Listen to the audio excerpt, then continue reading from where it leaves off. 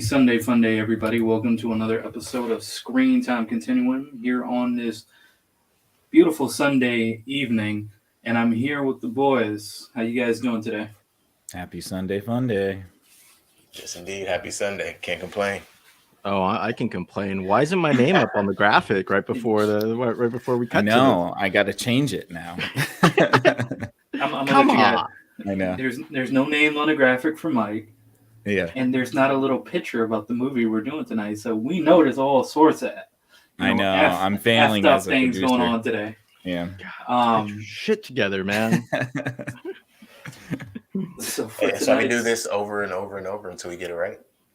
No, Hey, no, no. hey. That's Nice just part of man. what brings madness Yes, indeed. in a good way. Tonight's episode, we're going to be discussing and reviewing the Netflix movie or musical biopic known as Tick Tick Boom that goes into an aspect of the famous composer slash, let's just say not composer or anything, but the creator of a well-known Broadway play named as Rent. And the guy name is John Larson. I'm sorry. Yep. And this movie is starred. What do you call it? I'm all over the place. Mine's not here. Too much going on. This movie stars Andrew Garfield as Jonathan Larson himself. What do you call it? Vanessa Hudson, Alexandria Shep. What do you call it? Robin D. Jesus, and with Jordan Fisher, Joshua Henry, and a couple of other people that is known in other movies like Bradley Reforth, and I can probably go on and on with this list. Judith Light, It's a pretty long MJ list. Rodriguez, some Middle Eastern dude. Some Middle Eastern dude. Let's get the extras in there too. Come on. Like Black Thought and Felicia Rashad. Yeah, there you go. Yeah, There you go. exactly. There's a bunch of cameos. I did catch that. I'm gonna tell you guys this, and you guys probably be like, "There's something wrong with you." I watched this shit twice. There's nothing wrong with that. I wouldn't ask what's wrong with you. No. I All will. right. I kind of You know. think- 1 out of 3. And let's see, we got Richard Kind and Laura, what do you call it? Maniti. Yeah, so this is basically a musical depicting Jonathan Larson's life. Well, just his one-man show, Tick Tick Boom, before Rent came along and before he died a couple of days before it hit Broadway from an aneurysm. And I forgot that aneurysm will consist of like if you was getting nicked and one of your heart valves is getting nicked and just boom. I mean, that's really looking into his death. That's a fucked up random way to die, to a point just depending on how that injury came across, just for it to build up to that. Incidentally, the CIA did make a heart attack gun in the 70s. Mother. Oh.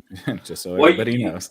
You know what? I wouldn't be surprised, because it seemed like after I dived into getting to know this guy, it seems like he was very heavy on the topics of HIV, and other things like that, dealing with the government and his friends. And in the early 90s, it seems like that was a really hot topic, especially coming out. Conspiracy of it all. Yeah. And how it's going and how it was being supported and dealt with. And And there's a Keebler elf looking doctor that's kind of associated with that too. I don't forget what his name is, but even that dude from that's none of my business. I was gonna say that dude from Polar we watched that was given the fucking peach cobbler and shit after getting a prostate. Yeah, That dude. there you go. I thought that dude was going to Mars or something. Oh my god. So yeah. Just to jump off, just to get my thoughts flushed out and out there, because my thoughts are kind of just floating everywhere with some personal things in my mind.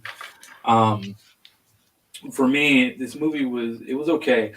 First time around watching it, it was I'll tell you guys, I'm not particularly a fan of musicals, but I'm particularly a fan of cinema in so many shapes and forms, and I'm always going to give anything that involves cinema a chance to a point.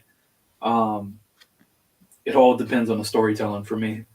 The story for this movie, particularly, the storytelling started off a little bit confusing, and I think this is why the reason I gave it a second chance in watching it. But it was an interesting way how it was done from depicting from his one man show, to depicting the events of what led up to his success before he even died. So I thought it was okay on that terms. I thought the acting was phenomenal. I sincerely jumped in. Uh, Very surprised by Andrew Garfield's performance. It's one of the movies where I wasn't sitting there staring at the screen like I see him as Spider-Man because I've never seen him in any other movie, and I'm one of those person who haven't seen The Social Network yet. So yeah, for me, it's just I didn't see him as Spider-Man, especially from jumping in from the last movie I seen him in, and yeah, that was that. Some of the songs were I'm like, all right, whatever, but some of them was catchy. But yeah, I enjoyed it for what it was worth. What about you guys? Um, for me, it was a musical. It was the Glass Showman. Man. Yes, it was a musical. It was a musical. It wasn't the Rocky Horror Show. And that's it. Thanks, everybody. Have a good night. You know, I think it's one thing we can all agree on is this. It wasn't Anne in the Apocalypse. At least the singing was better. Agreed. The singing was better. The writing was well. Okay, so for me, jokes aside, opening. I mean, it was a musical, but it wasn't like. I didn't get bored of it being a musical. Like nope, I can't say at no point. But there wasn't as many points as usual with some musicals, especially when they're put into film. If I went to see a stage play and it was filled with music, which was what they call musical, right? I'm not probably going to be as distracted by the music or as like taken away from the story when I'm in person. Yeah. But on the screen, it's like a commercial almost. It takes you out of the story. Yeah, it snaps you right out of the trance that they have you in from the acting. Mm-hmm. This had much less of those moments than typically. I enjoyed that. Overall, the acting was great. The singing was done well.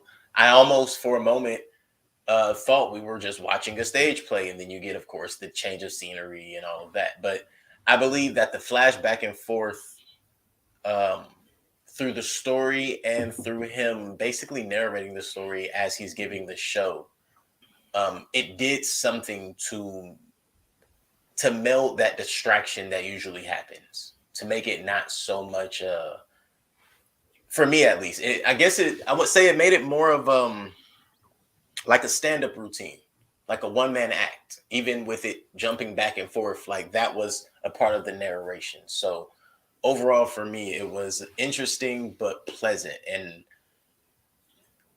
I mean, it's pretty fresh, so I say it could kind of change the way that some plays are portrayed and things that come off of the stage are portrayed in film. Okay. Okay. I mean, that's kind of what like Rent did for other musicals. That is what Rent did for Broadway musicals in general. And that's kind of exactly, this felt like the first time I watched Rent, but I don't know. I don't remember. It was a long time ago when I first saw Rent. So I don't know if I was as confused this time as I was when I saw watching Rosario Dawson. I'm just playing with you. Ain't no confusion there. I didn't know how to respond to that. I'm like, I was confused in Clerks 2 when they had that musical point. I was like, what the fuck? We're not having a Kevin Smith moment. We're gonna stay on topic. I could go into my little theory about musicals. Like I think it's a parasite that has taken over the entire world within like all musical worlds. Because there's no way you could get a bunch of strangers to sing and dance at the same time perfectly. Flash mobs and all alive. that good junk. Yeah. Well, even in this musical, you have like the diner scene where all of a sudden random patrons are going It's along. pretty with surreal. Yeah, it gets super surreal. So I think like really all those musicals take place in some universe where humans have been infected with some parasite causing them Music to virus. sing and dance. Yeah, Yeah. that's a very That's- interesting concept. Now, see, I'd watch a Write that musical down. based on that. I was about to say, write that down. We could It's been done. It's that DC villain called the it's Music not Maestro. good. It's not good. I said we can do it. Mhm. The Music You can do it Maestro. Mike, what were your first impressions? What's your first impression, man? Because Hey, Nick, you sure you don't want to go? I can go, but I wanted to give Mike a shot. He was already on He a was roll with definitely his. going. I was monologuing over here. Yeah. You bastard! You caught me monologuing. So after I stopped the movie, I had to actually like go outside and go grab a cigarette. Like I was kind of an emotional wreck at the end of it. Nice. Did it hit the artist in you? A little bit, yeah, and some other stuff like just like the whole AIDS epidemic backstory that kind of hangs with that story. It's like a shadow to that story. Because his name was Michael. Yeah. That's I'm what sorry. it was. I'm gonna shut up. Whoa. But no, like during that time, like I've lost family members during that epidemic, so that was something that like touched the nerve, and then just the way that it juxtaposes that with clocks and the idea of dying creatively. So you have like the clock, him turning 30, feeling like he's either going to give up on his dreams or like some part of him, some creative part of him is going to die. And then with the whole eggs subplot that is not too much in your face, which is nice. It is just the subplot to a artist trying to make it in New York, right? And so all that stuff worked really well. So as soon as I was done with that, I had to go outside and like have a cigarette and like have a think about my life. And I just overall, as far as musicals goes, it's not like a West Side Story. It's not like a Singing in the Rain. It's not one of like the ultimate greatest musicals, but it's really good, and I enjoyed it much more than I thought I would. It wasn't on par with the South Park movie. Book of Mormon, the South Park movie was good, but I've seen Book of Mormon too, which is written by the South Park guys, and that was pretty good. Yeah, it's not as good as Book of Mormon, but it's also not a comedy. So like where maybe those two kind of delineate. It has its Tick Tick Boom has its like comedic moments, but it's not straight up comedy. Mm-hmm. But I definitely enjoyed it a lot, and we'll probably see it again. Ladies and gentlemen, I'm just gonna say this man has not left the building, but he's entering the building, and he told me on our chat, "Fuck you." Yes, I did. He had to have an intermission, and I am so sorry. God damn, I have never experienced. You know what? I was conflicted with this, Nick, and I'm sorry. Yeah. No worries. You were telling me, you guys were telling me a couple shows ago, you guys were like, "We need a bad movie to talk about." I was like, I know the perfect bad movie that you guys would probably rent. And I was like, I'm picking that one. And Tick Tick Boom. Or I was going to pick Christopher Robbins, maybe. Christopher Robbins. Well, first of all, let me make a disclaimer real quick. I will say that if I am critical about this movie, it is because I have a disdain for musicals. And if I am more critical about this movie, it's because I have an even further disdain for biopics. And if I'm going to be even more... Even if I'm going to be more critical about this movie, I really have a disdain for musical biopics. It's time to start lining up musical biopics. Actually said Oh things that are recorded. I've said are definitely on record. Yeah. That's the only reason I was like, there you go, Nick. That was you again. Yes, it was me. So yeah, if I am critical, it's not because I don't see the merit of the film, because I definitely do. I will say some positive things. Andrew Garfield's great. So this movie is actually really good for the last 30 minutes. And the last 30 minutes, because I think there's just so much more drama than there is musical. That and the turn in Jonathan's character really doesn't happen until he finds out about Mike. And that's when I felt like he actually was starting to become human, which makes sense in the context of the story, because it's right after he actually finishes his musical, so he's not a monster anymore. But let me just be fair. This movie is, and I wrote it down so I didn't forget it, it is a movie musical about making a musical that ends up as a movie. What's wrong with that?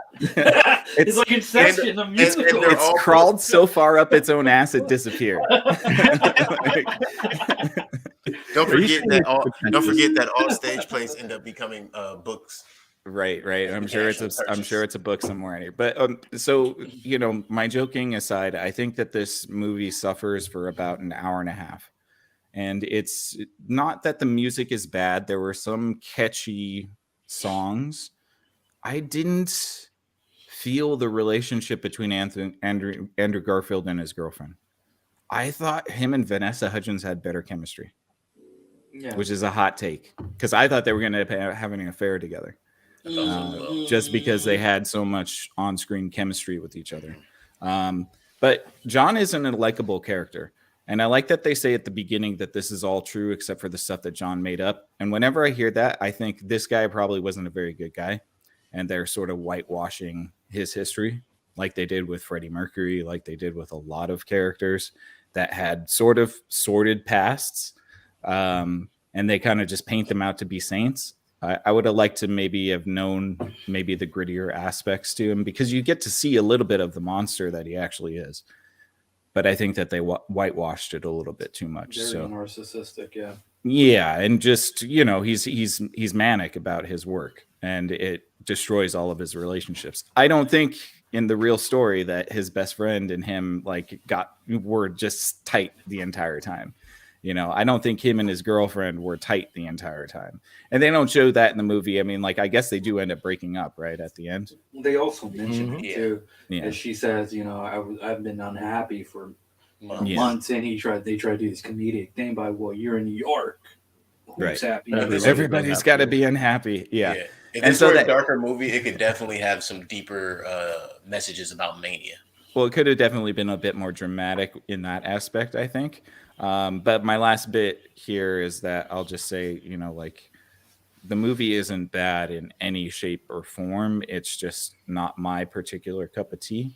And I feel like the first hour and a half were just way too like an art piece about doing art and being art and the art of the art. You know what I mean? And it was just like, it got too pretentious for me. But the last 30 minutes were solid, and they wrapped up the story really nicely. So, hey, Nick, I have to ask, did you think the first half an hour and a half, did you think it sounded like this?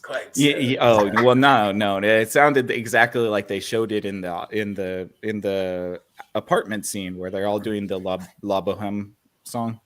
And you know, where they're talking about how miserable their lives are, but it's great because they're artists and they're living for the art. And I just like I just gag every time I hear that shit. So it was that little bit of air of like New York pretension that I'm not a huge fan of. So fair enough. That early Spike Lee days. Oh. No, I think it's a little bit different. It's like it's the Manhattan elite sort of Broadway thing. It's like the acting is there, the art is there, everything is there.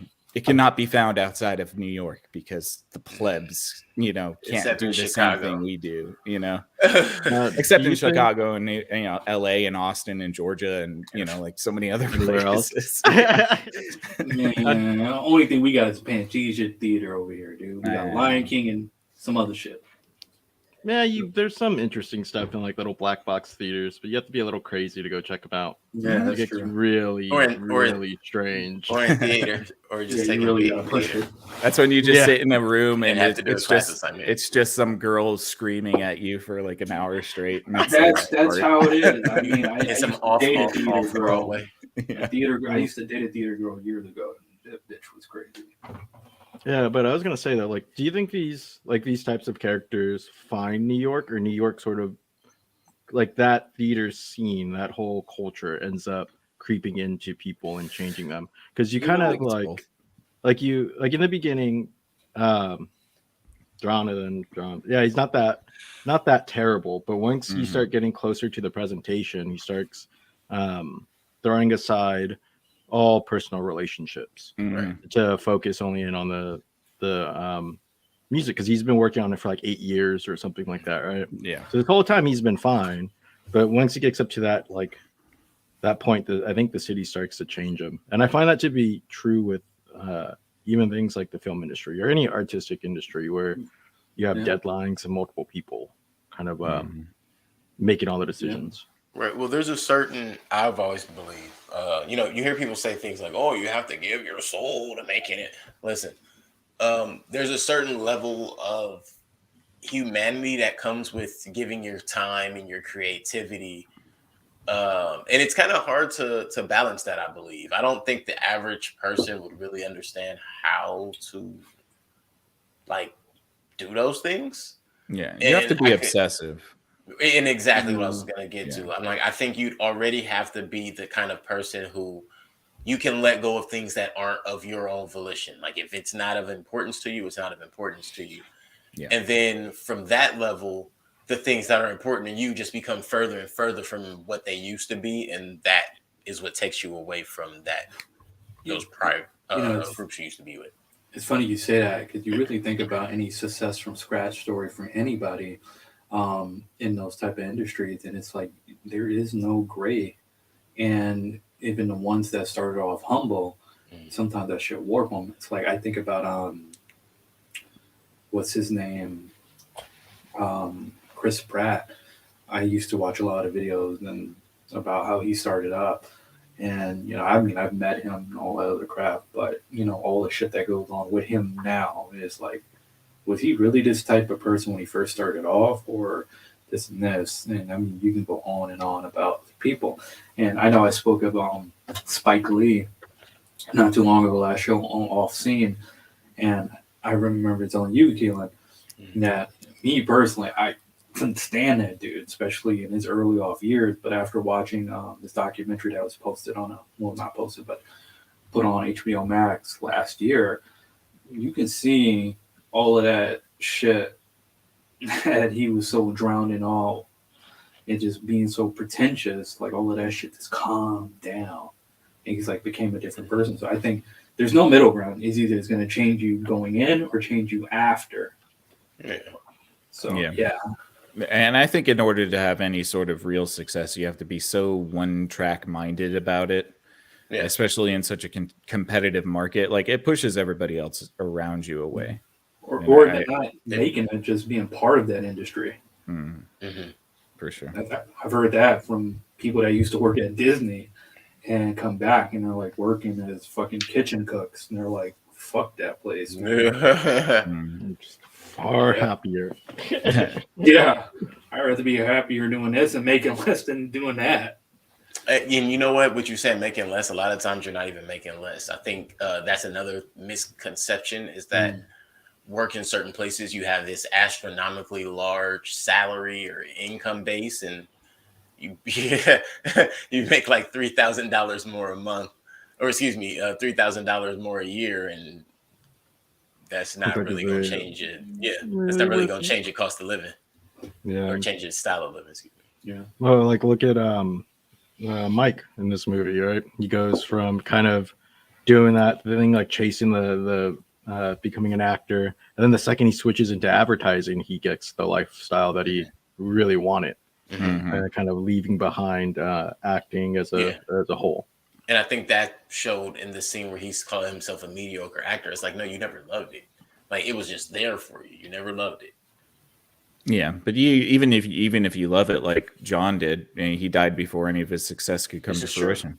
Yeah, You you know, can so imagine it's what like, kind of person he probably transformed in and afterwards. it juxtaposes the concept of like Mike knew he was dying, and so he wanted to afford himself a certain lifestyle for the rest of his days. John didn't know he was dying; he was taking his time for granted. right. Yeah, Yeah. he thought that he would just be able to keep on going, which is tragic because he, died only 5 years after what this movie kind of depicts, Yeah, so that's the back end of, you're right. That's the back end of the growth process that everyone says you need to go through. Whereas his friend leaped it.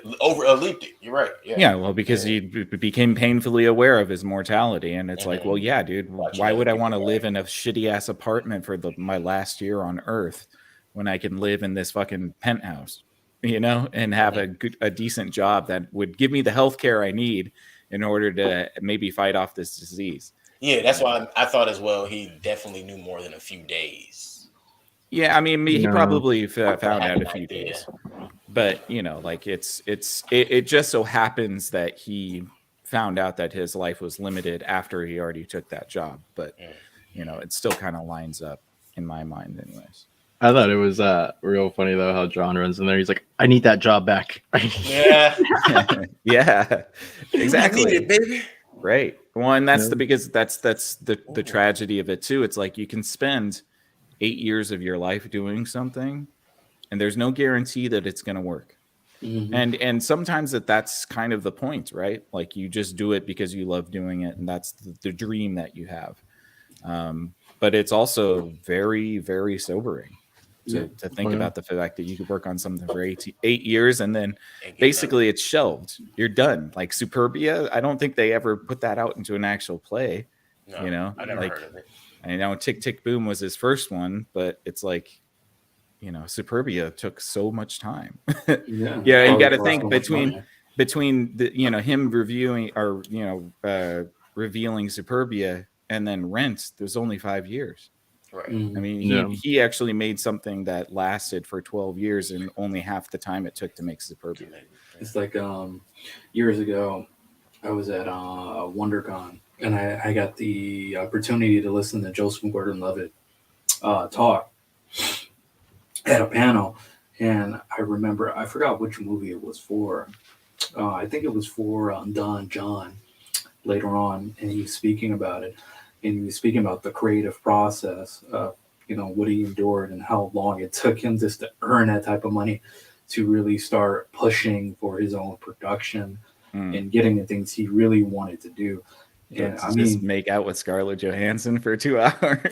Mm-hmm. He's like, say, screw that. I finally made it. Are you sure you don't need another take? I think we should do one more take. Yeah. You get stuff like that, and you get people like Seth Rogen and a couple other people, that really go 3 years doing these shitty movies they really don't too much care about, or they get typecasted as a certain character or actor for these movies. And then you get to a point where they finally make enough money or put their their investments in a certain place to start producing and doing these things. It's like, I don't want to talk about that movie. I'm not talking about Rust, but I think it was a movie that like Ben Affleck's in right now. It's a George Clooney flick, and it's like, how long did it take George Clooney or somebody like that to kiss ass and do all sorts of shit? Rust was such a better metaphor, though. Or Rust. I'm just saying because Rust has, the whole controversy and homeboy getting shot and shit. Yeah, Alec Baldwin spent all his career to start becoming a producer in that movie, man. Oh, what a cursed production that was. for that shit. Then things just go all wrong. Yeah. But I mean, it's just the idea of how long it takes. And I think this dude, I mean, many of us that, I speak on a level of creativity, where many of us, we jump into this whole process of things and we're very naive to it, thinking that this is how it's going to be and this is how it has to be, without really like working out the logistics of how it needs to be. And then that hit a note for me watching this film too as well. And I'm like, you take a look at it, everybody else's shit, or the moment tries to make it. Yeah, the moments that shine for me the most are the ones where they're not singing. To be honest, I mean, honestly, like Keelan said about the music kind of taking you out of it. It's like that's what it did for me. It's like it took me right out of it. Especially that song with him and Vanessa Hudgens about the argument when he's arguing with his girlfriend, like that was not done well. I mean, creepy. honestly, it was weird because it's a comedic song, and then it's also like this very serious moment where they break up.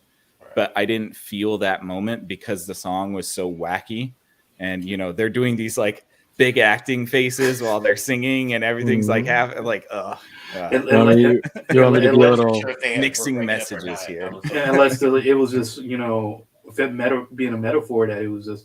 That's how his relationship really was, wacky and just. Oh, look, I understand the artsy thespian metaphors. I just don't like them. Make no mistake, I get it. I don't like it. I was gonna I think that's the point, though, is to he's coming up with these musical these song ideas while he's in the middle of a serious breakup. Yeah. And no, it's supposed all the songs are like supposed tapping on her shoulder. I think that the wacky tone of the song didn't land, or didn't allow the emotional impact of the breakup to land, because I think that could have been a bit stronger. Yeah, I don't think it lands like her walking away at the end when she brings the pad. Yeah, exactly. That had more oomph to it. Yeah, that had much more oomph to it, and it was because it was that surrender of two people who have basically called it quits. And it's that one act of kindness you still do because you don't hate the person. But yeah, no, I mean, like that had more, and that's kind of my problem too. Is like I just didn't feel that chemistry between the two characters. I don't know. I felt like they were doomed automatically. First of all, I thought, no offense, but I thought John was gay until he started making out with that girl. He was getting it in, huh? He was like, or you can go both I mean, ways. look, hey, no disrespect, but like I'm just saying, he did look at come you off, shaming people over here. He did come off Yeah. he came off of a certain persuasion, that's all I'll say. Of a certain Well, he was on his ex-roommate's knees like, bo. Pretty sure him and his buddy Mike kissed each other, so like there you go. I love you guys, but I ain't kissing you. So thank God. And thank you. Yeah. But no, like I think that sort of like carrying off and like I think I breaking apart the story. I think that's like the point, though. I think it's like he didn't have any emotional impact with her at all. Like it wasn't. She was his girlfriend, but there was never really that tight of a connection. And then the process of the musical just makes them grow farther apart. Right. Mm-hmm. I think by the time we were introduced to their relationship, as she said, she's been telling them for months. Yeah, it was already dead. It's that simple. By the time we were introduced to them, it was already on the fritz. And which makes it even a little bit weird. Like, I don't know. I get that, but it also makes it a little bit weird because it's like he's still pining for her afterwards. I mean, it starts on her birthday, and then only a few days later is his birthday. Yeah. So, I mean, they're close because they have these big events that they celebrate in the short time they've probably been together. They have how many big events they celebrate together. So now it's but like she said, it was understood that he's the artist, she's the girlfriend. She had been neglected from day one. Yeah, but I mean, she did him a favor, right? Because it was the breakup that fed the art. So I guess that works. Yeah, that's why she probably never did show up, because she like. Well, apparently she stood up behind the stadium one time, but she never sat down. Apparently, why was that piano in the rain? Because why not? Things are coincidental. That is like a Stratosliner baby grand piano. That thing is like $10,000. What are you doing? Leaving it outside? Well, you're not hauling it off. It's New York. Yeah, I've seen other things left in the rain. What I'm trying to remember, do landlines have power cords? Because this power gets shut off, and then that's the only thing. I thought the same thing. I thought the same thing. You know what? I was thinking, I thought the same thing. I was like, is that how that works? Landlines will not work if your power is out. Maybe I was thinking maybe New York is different. Maybe. But his power was out. His power was out, not the building power. Not that. It was because his phone bill, but the electricity was out, so still it wouldn't work. Yeah, that makes sense. He was tapping in somebody else's shit. Maybe. There you go. There you go. Drilled into the wall. Done. Now that might be something that we need to look into. Yeah. There was one point where I was really rolling my eyes, and that was the diner scene. Brunch? The brunch song. 9:30 a.m. brunch. Wait. Yeah, I wanted to punch him so hard because he's like, basically rolling his eyes at the people that come give him a fucking living. Like he's lamenting this idea that people are coming to a diner on Sunday. How dare you plebs come here when I should be working on my art? And I'm like, bitch, the only reason you're not fucking homeless is because these people are here right now. But if they would leave, he could be homeless and work on his art 24/8. That's true. That's 25/8. Yeah. It works that way for some people. Mm-hmm. I roll my eyes still. Well, that really that mentality really bleeds into the rent thing. Yeah. Now, unfortunately, hold on, you guys. We have a comment from Love Face. Online strips without clothing. Thanks for participating. Now kindly fuck off. And online strips with clothing. That's what we want. That's enticing. Yeah. I feel like it was even funny how they went a step further to make sure that the customers were being just unrealistically belligerent. Mm-hmm. You're at a diner and you're asking for amaretto and vodka, and you're at a diner, the guy, and he's asking for what, like white bread? Egg or egg white scrambled omelet. eggs without the yolk. You mean egg white? Say egg white omelet. People don't speak stupid. You're right. But this is the day-to-day grind of being in the consumer eyes.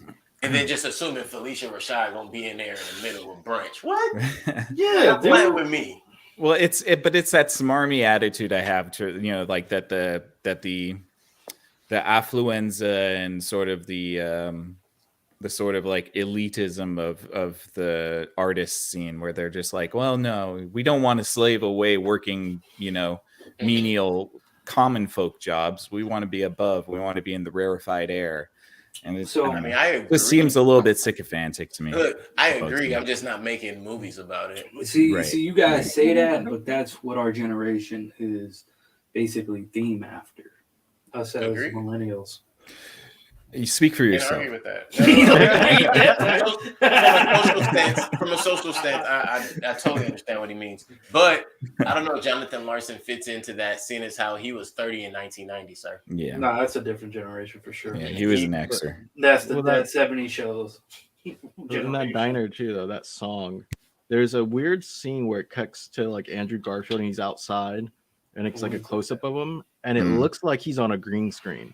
And then it cuts back into the diner, and like the color, like the temperature, everything just looks so different. The lighting, everything. The ADR is really jarring in this movie too. Let me see if I can find that right quick. I think it might pop up in this trailer. I'm like, these things don't mix. Like what? Yeah. These things don't mix. It's like maybe it was supposed to be like surreal like that. Like it's all in his head. He's imagining it all, but that's not the way to do it. Yeah, because like the lighting is even different than that when he's like riding his bike up to the diner. Mm-hmm. It's just like super bright, like very everything lit from every point. Yeah, very like Stepford Wives-y sort of like feel. Yeah, which could have been a style choice, but I just also the ADR, the lip syncing. Some of them weren't as convincing as others. Like in the beginning, when he's doing that song with Mike and they're in the penthouse, I just couldn't stop looking at their mouths, and I'm like, he did parkour. It's off. He did do parkour. Oh gosh. I was eating my dinner at that time, so I was too far from the screen to notice it. But I'm sure on a big screen it could get in there.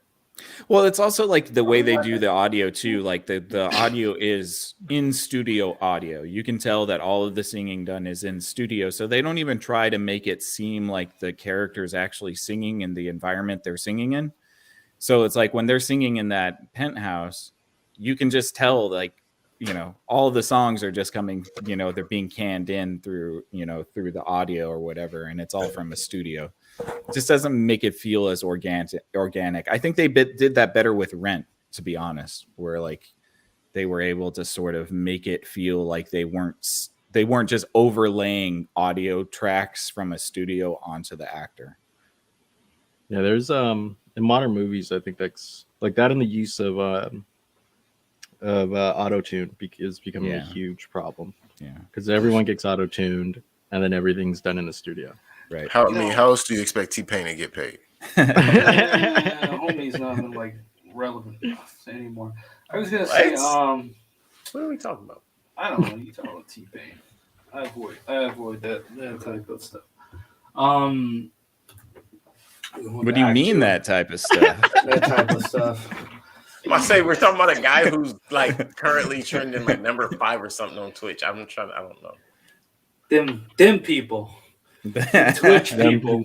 Them Twitch I'm people. part of them people. Yes, you are.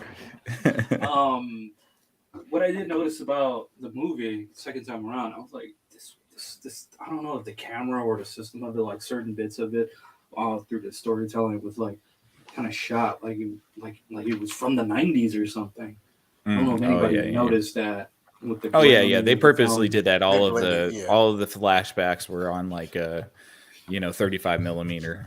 Like a Instant 4x3 filter. too. Mhm. Yeah. Best actor out of his whole movie was the cat. That was a good cat. He did very well. He's like, no jerking off in here, sir. Yep. Oh, Yeah.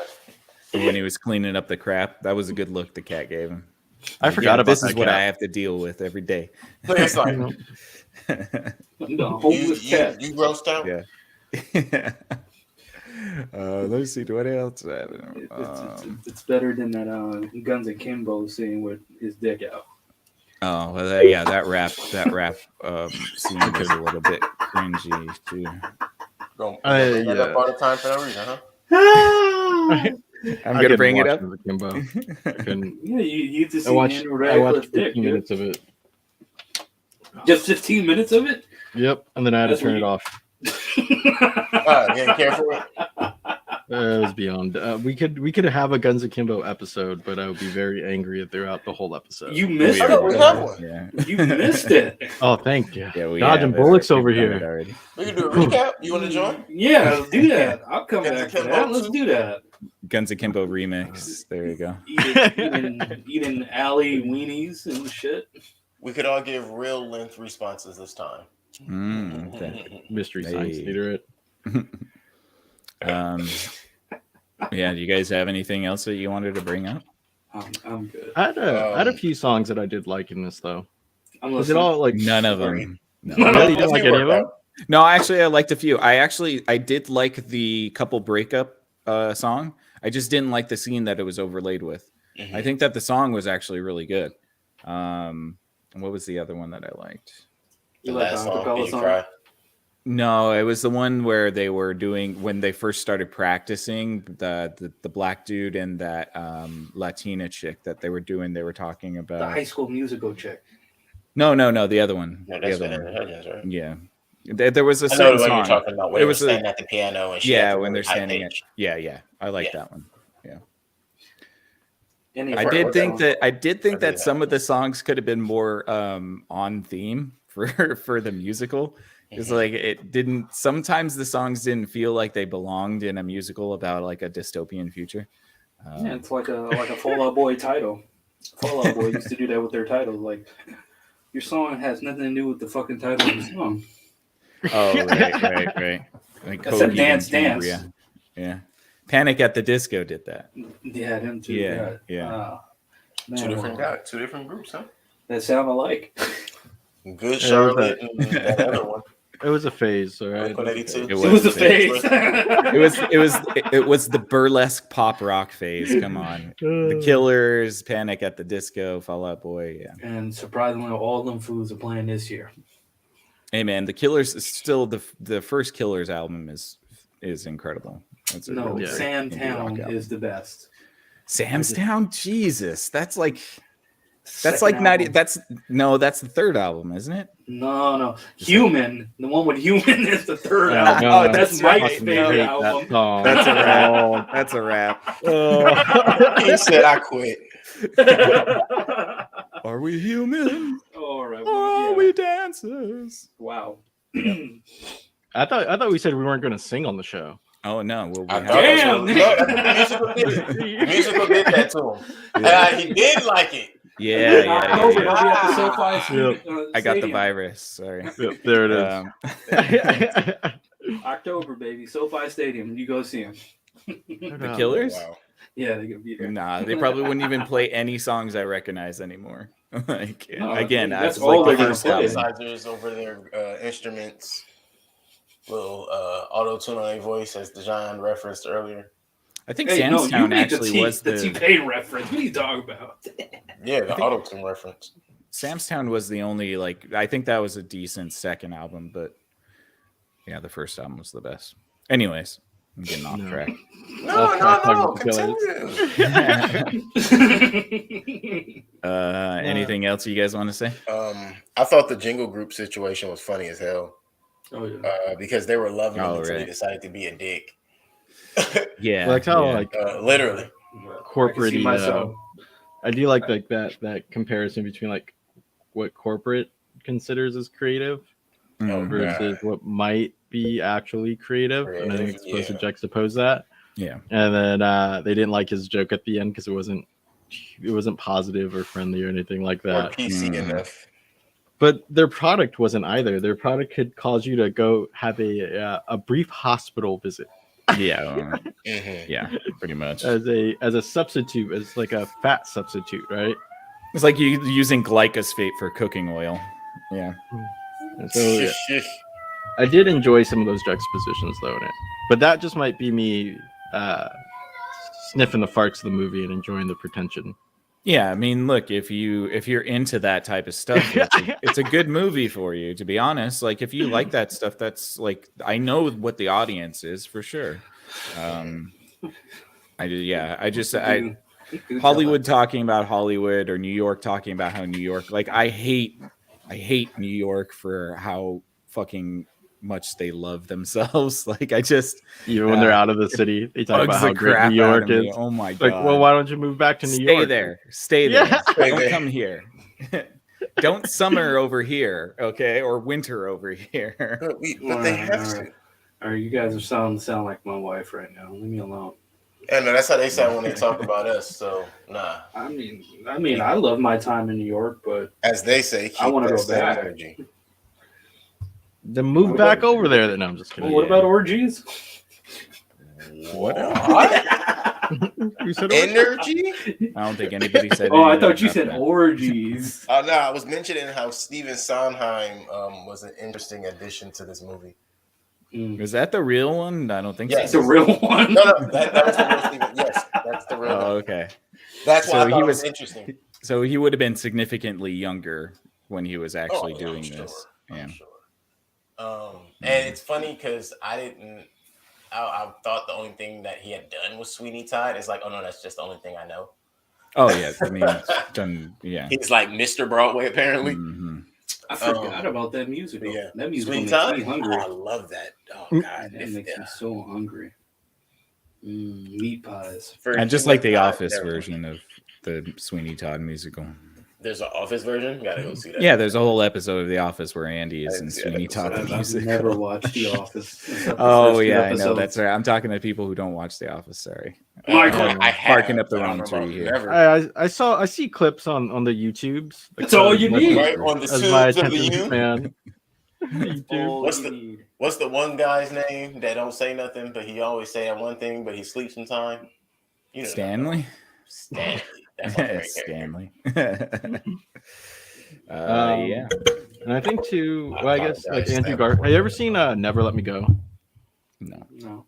So it's an Andrew I've Garfield seen- movie seen the that's trailer, like but- a sci-fi type thing that came out fucking like 2012, 2011. 2000, Except somewhere around baby there. face. No cracks. Yeah, but like his level of acting in this reminds me of that, and it was really good. And that Positively, I yeah. guess too kept me going throughout that movie, or throughout this movie, was Andrew Garfield's acting ability. hmm Very nice. Yeah. Yeah, I will also add that from the very beginning, I was like, oh, Andrew Garfield's acting his ass off in this. Yeah. Yeah, so I can even leave it at that. That's good enough to start and end on. He's gonna be in a black and white with Robert Pattinson soon. Very cool. No, I'm kidding. But The Lighthouse too. Yeah, the I Lighthouse. expected, I was gonna I say- expected that to be like some. I was gonna say the artist too. Oh no, I was thinking it was gonna be like the male version of Malcolm and Marie or something. Mm. I haven't seen the Lighthouse. I should probably watch It's that. the same thing. It You seems should like watch one of it. those. Seems like I one of wanna those see your- movies. I want to see your reaction. Oh boy. Here we go. Do it. Do it. It's like watching Shutter Island all over again. Hmm. No, that's fucked up to say. Even compare it to that. It's Shutter more like Island. Secret Window. Just schizophrenic I I Leonardo love Secret DiCaprio. Windows. That Secret movie- Window. that movie makes me crave corn. Oh, it's so gross when he's eating it with his braces. Ugh. Ugh. Johnny Depp in braces is the most hideous thing I've ever seen in my entire life. Keelan, you're missing out. You got to watch Secret Windows, man. No. These are all You know, movies that are going to come up on the show now. You stole That's all my good. story. Oh Yeah, no, what country was Johnny it? Depp. Oh yeah, no, it was what's his name? Shit, that dude. He's That's one in of- Oh Brother, Where Art Thou? Yeah, he's one of Yeah, those that- guys. Oh, John Turturro. Yeah, Mm. don't mess with the Jesus Don't mess with the Jesus. from Big Lebowski. Big Lebowski? Mm-hmm. Yeah. Do you guys have anything else about this movie? I Read them notes, boys. think I'm good. I'm right. I'm kind of funneling through. I done already hit on that being a real Stephen Sondheim. I did have a question for you guys. Do you think that there was an open seat left for Susan at every show? He was obsessed with her. That was the source of his power. I mean, I felt like that was his kryptonite. I think it was maybe up until Tick Tick Boom. Mm. Maybe not Rent. Once he became maybe on like the first night, but I would think he couldn't afford it to rent. Well, he wasn't around for Rent, so Ah, shit, you're right. Yeah, 2 days before, and it was about to hit, and then yeah. But I don't I know wonder if who. the- I wonder who took his estate. That's a great question. Follow the money. Follow the Yeah. money. well, I think his brother had a lot to do with help producing this movie. His brother. Mm-hmm. He had a brother, Brother that's not in the movie. pretty much, except one old like fucking video recordings, and that was it. My His parents brother's was name Michael. 30 and I had 2 children. Oh God, I'll never do that again. So yeah, that's it for me. What you drinking?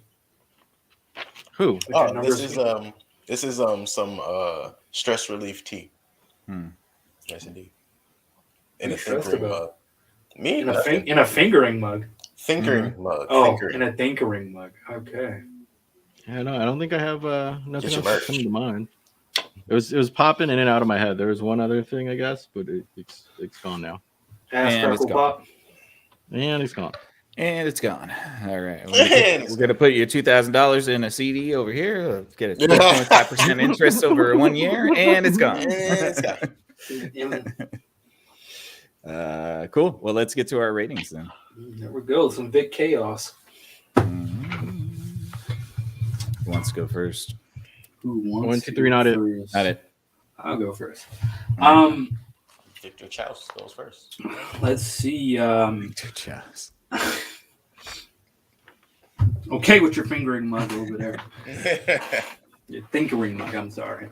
Going back to what I said earlier at the beginning of the podcast. I mean, that's basically summed up of what I thought about it.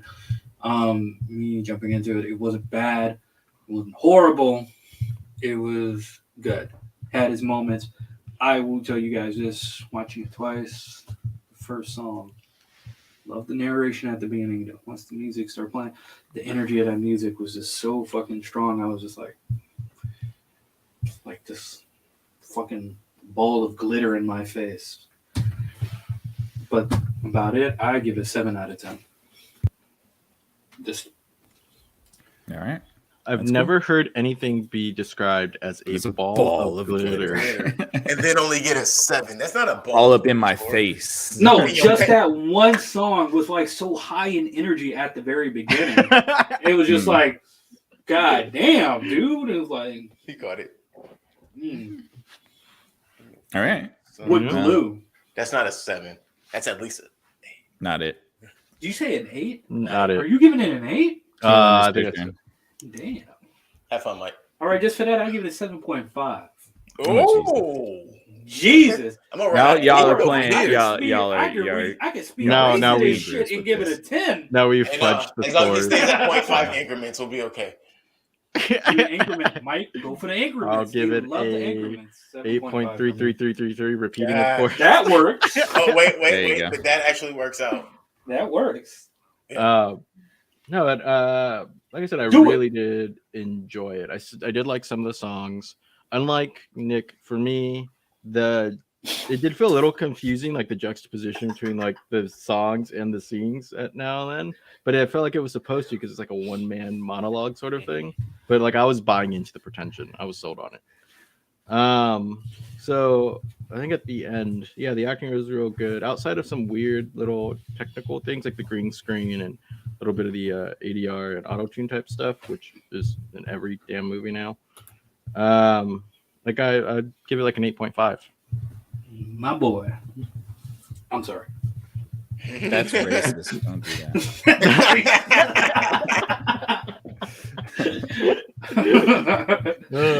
Welcome to 2022. You better learn his name. Yeah, exactly. Michael.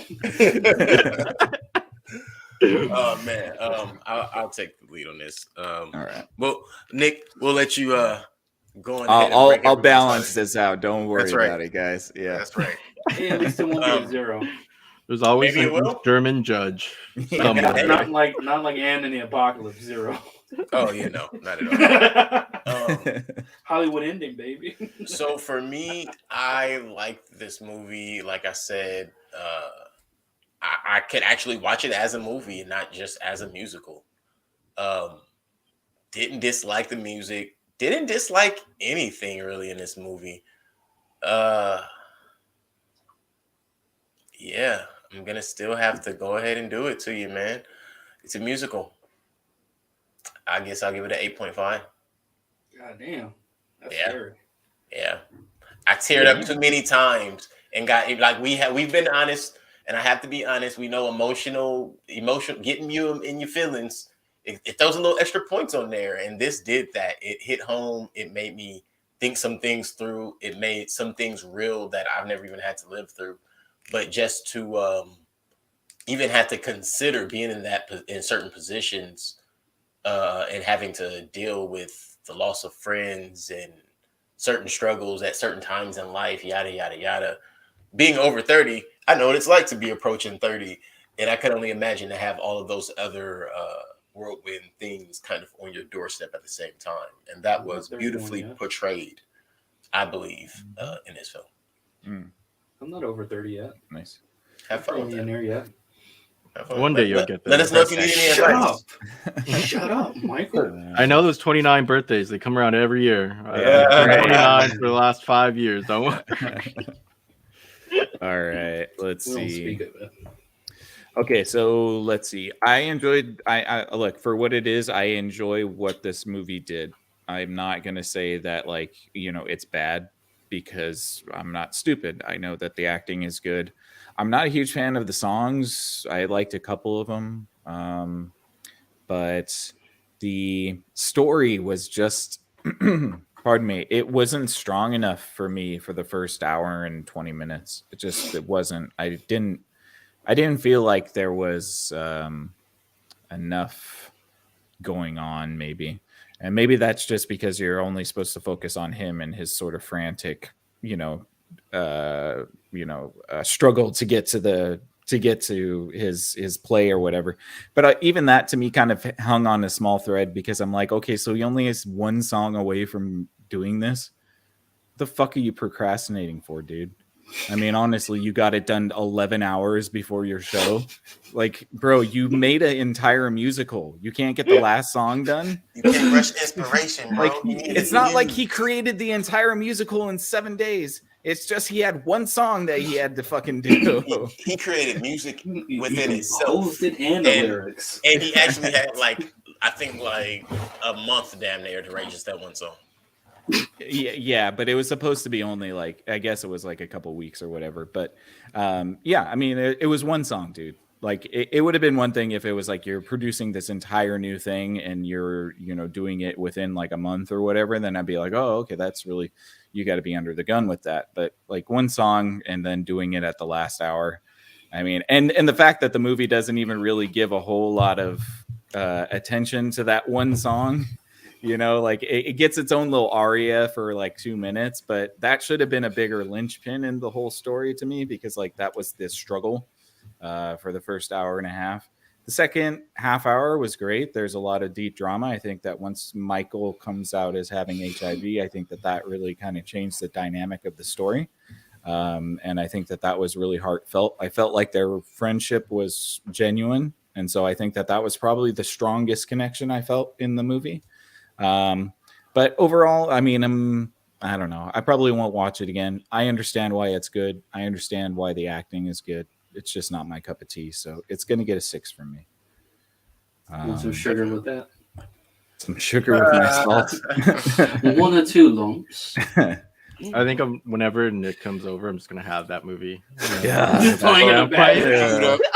No, just dude, make it Paper Tigers. Dude, just put on and in the apocalypse. Don't do that. Don't do that. We need to watch that when I'm over next time. And in the apocalypse. Why? Why do you want to watch that again? No, me and Michael need to watch it. I think Michael will love it. Oh, Mike, it's Mike. hilarious. Okay, Mike didn't see it. I get it. More things I've dodged. Good luck. It's great, dude. It's like Shaun of the Dead, but just worse. No, it's not. All right. Well, that puts this at a 30.5 out of 40, which is a 7.6. Damn. 7.6. An odd even. It's pretty nice. Yeah, I mean, look, it's firm. I wasn't gonna just tank it because I know that like there's reasons why this is a good movie. I knew I should have picked Christopher Robbins. Well, you should have picked an actual crap movie. I mean, we could have talked about. We could have talked about. No, I did not. I swear to God, I was going off the thing of it being a musical in which you guys had said. Many moons ago. I knew that if Andrew Garfield was going to be in it, it couldn't have been that bad. When you said it was a musical, I was like, eh. And then I saw Andrew Garfield, and I was like, he got a ringer in there. And then I looked at who it was about, and I was like, ain't that the dude that made Rent? And I went and looked that up, and I was like, it is the dude. Like, he got us. Like, we're all going to actually like bait. this musical. Look at that. Oh, yeah. It's but Oscar then bait too, for you, sure. you pointed out it was a biopic too in a musical. I'm sorry. Yeah, I didn't catch that until we were watching it. I'm just shocked that it was only 4 points off. Like if the musical and biopic combined is only a -4. I mean, I'm trying to. It was like fair. a 10 out of 10 movie, really. I'm trying to be fair. But that's a damn good movie, though. Is the point? Yeah. I look. I don't like it. I would give it a 0, but I am being objective. I am being objective and saying it's a 6 because I recognize the aspects that would make a good movie. So Hey, look at it. The only musical I've seen over and over and over because of reasons I wish not to speak about on live is Rocky Horror Show, and that's it. Any other musical I've only seen once, and an Apocalypse might be a second time. You ever seen Little Shop of Horror once? Yeah, I've seen most of all these movies once, except what do you call it?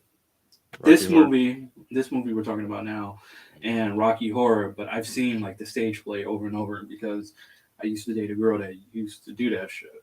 So yeah. Is Lion King considered a musical, even though it's a cartoon? yeah, all Disney's. All Disney. I mean, cartoons are that last movie it's El not Chantico or whatever that shit was called, that was a musical. Like Beauty and the Beast. Musical, I've seen dude. every song. The live action one? Yeah, There's a live action Beauty and the Beast. of course. Where the fuck you been, man? Yeah, Dodging Obi-Wan that shit. Why would I do Kenobi's that there. to myself? Obi-Wan Kenobi and Yeah. Hermione. Yeah, come on, dude.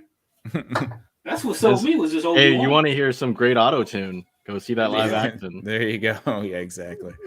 Hey, go Why see did I Aladdin. bring You it gotta up? go watch Why did I Aladdin, bring it dude. up? The Aladdin was decent at least. Oh, We discussed Aladdin before. Oh, you watched it. That's nice. But I didn't even. Maybe I did know there was a Beauty and the Beast, but I didn't see it. I didn't see Mulan either. Oh shit! That's why. Somebody's coming Yeah, for us. they're coming for me. Yeah. I'm. All right. I like since I live in a duplex, I can't find the middle unit, so it actually turns out okay. There you My go. neighbors are real mad though. Always keep me on that door. Yeah. All right, let's wrap this up, guys. Dijon, you want to take us out? Alrighty, folks. For the viewers and everybody that supported Screen Time Continuum, I love you guys. I hope you guys are having a great weekend. And I'm gonna take us out now. Do say that. So if you love what we do, always catch us on Sundays and Wednesday nights at 8:30. And if not that, come catch us individually. On Mondays, we have Nick and Mike that they do Exophasm. And was it 8 o'clock? God, Mhm. all these times, 8 o'clock. 8 o'clock every Monday night. Check out what they do.